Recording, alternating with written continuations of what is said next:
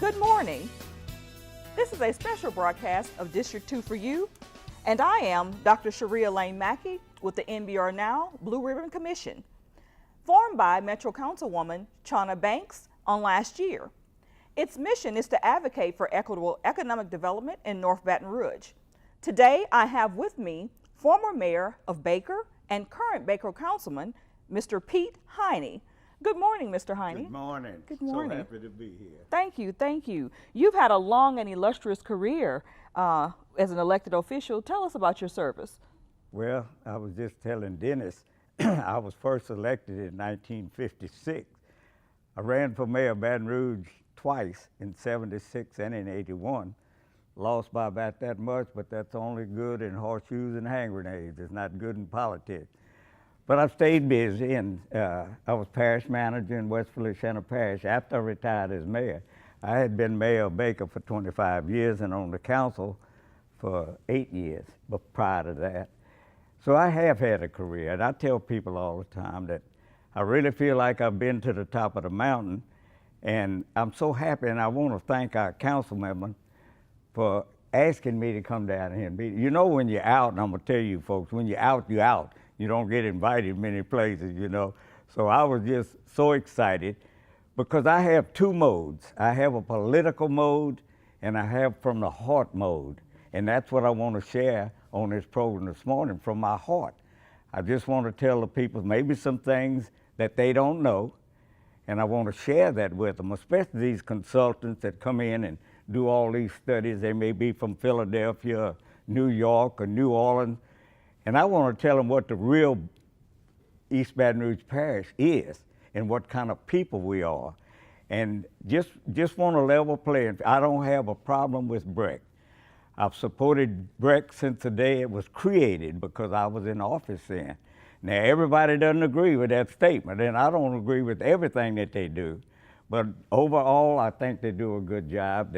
I've supported all of their tax issues in the past, whether they're renewals or new taxes.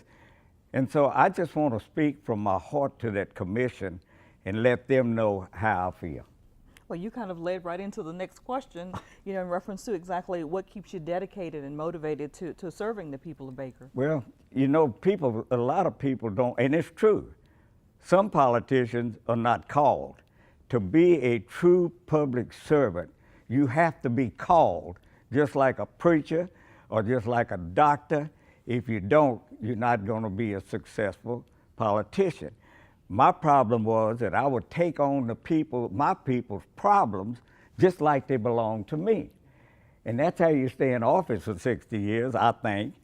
And just getting back to the question, I stay motivated because it's on my tombstone already down in Hillcrest, a people helper. And that's all what I've considered myself to be. That's awesome. Yeah. That's awesome.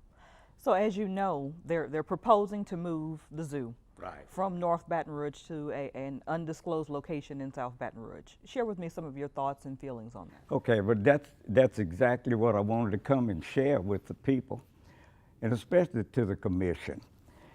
You know, I was born, and if I live to the 4th of December, I will have been on this earth for 89 years. I was born in South Baton Rouge, believe it or not. People think I'm Baker, but really I'm a South Baton Rouge boy. I was born at 1942 Reddy Street, a walking distance of the first zoo that Baton Rouge had. If you're familiar with that area, you go out Park Boulevard, you go under the railroad trestle, and right where they're building this knock-knock, there was a Baton Rouge Zoo. It had one that I remembered as a 7 or 8 year old kid, is a bear. I knew they had a bear, maybe an alligator, a couple of chickens and things like this. It wasn't much of a zoo, but it was a zoo. And my mother or one of her sisters or some friend would walk us over to that zoo. And it was a thrill of my lifetime to just go there. Well, radio and television personality Buckskin Bill come on the scene. And he started a slogan, Baton Rouge needs a zoo. And it took on. It took on. I can remember my kids, I had 5 children, and they'd aggravate me to death to bring them down to Buckskin Bill's program because he'd march around and kids would follow him and they'd drop their pennies in a little bowl to buy an elephant. And he was successful. He was a very dedicated man. He went on to serve on the school board and still around, great, great guy. Well, then came Woody Dumas. When Buckskin Bill started all of this, we needed a zoo, Woody Dumas was the mayor of Baton Rouge.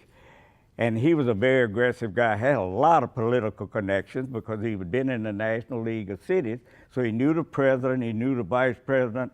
Louisiana had a very strong legislative delegation, so Woody got involved. And they were talking about Baton Rouge needed a zoo, and so Woody and Pete Heine and others courted the federal government in donating this 600 acres. Now, to give you a little more history, some people don't know this. Harding Field was an Army air base.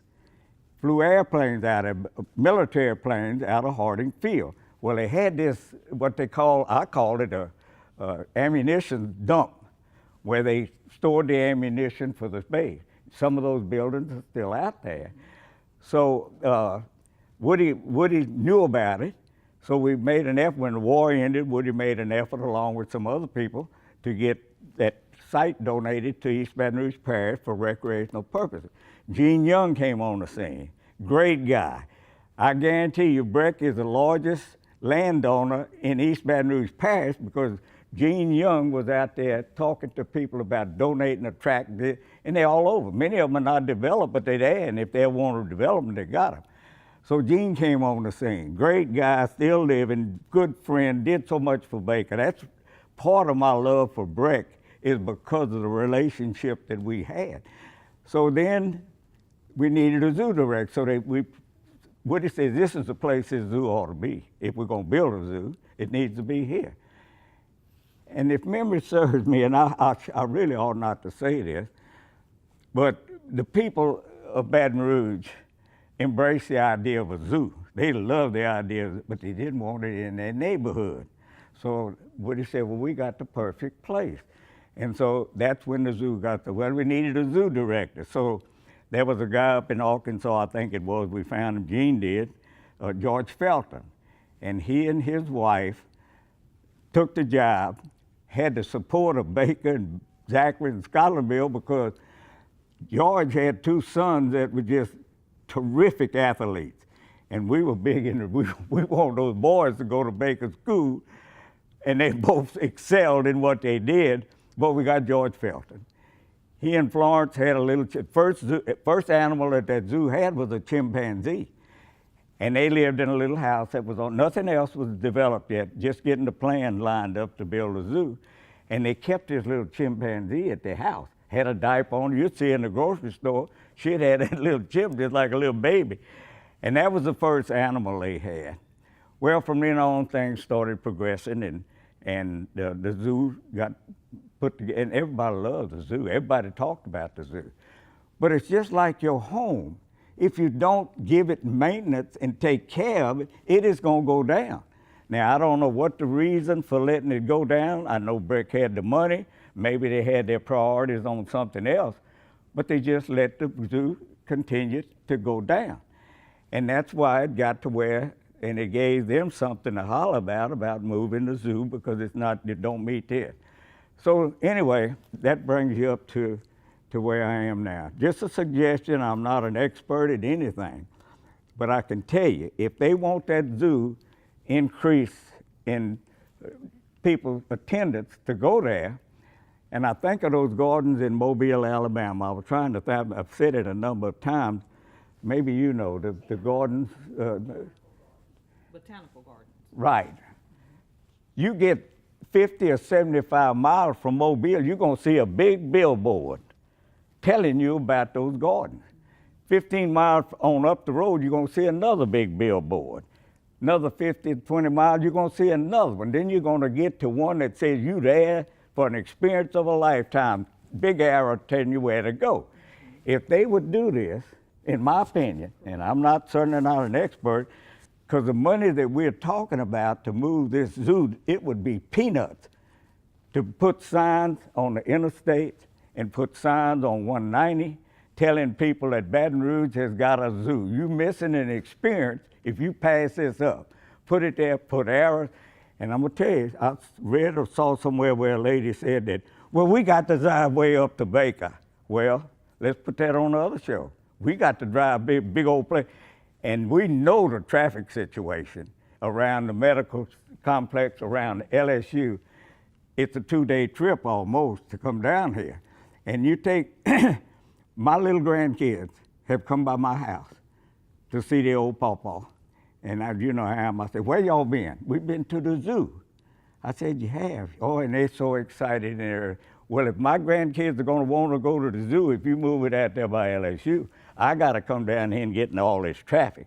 And I'm gonna tell you something, those exits at Highway 19 and the one at Plank Road, you zip, you off. And I've heard people say, well, we gotta drive through neighborhoods. It's just a little over 2 miles from the exit at 110 to the Thomas Road, which goes into the zoo.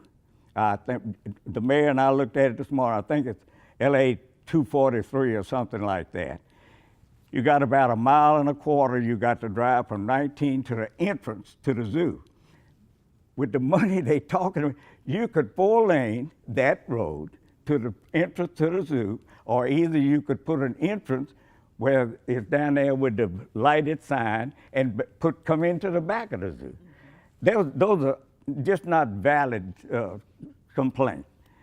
And I don't think this is what our consultants that have promoted this thing, and I'm sure they're gonna get a big fee for giving all these wonderful recommendations on what we should do. But I want you to know the people saying, this is people stuff we're talking about. Certainly in life, it's gonna be convenient for you. It's gonna be, you know, I put a statement in the paper when we talked about the drainage. Whether you wanna believe it or not, it's in the Bible. You are your brother's keeper. Now, sometimes you do things that helps him. The next thing is gonna help me. And so that's the way I feel about this, that we are our brother's keeper. We need to make it convenient.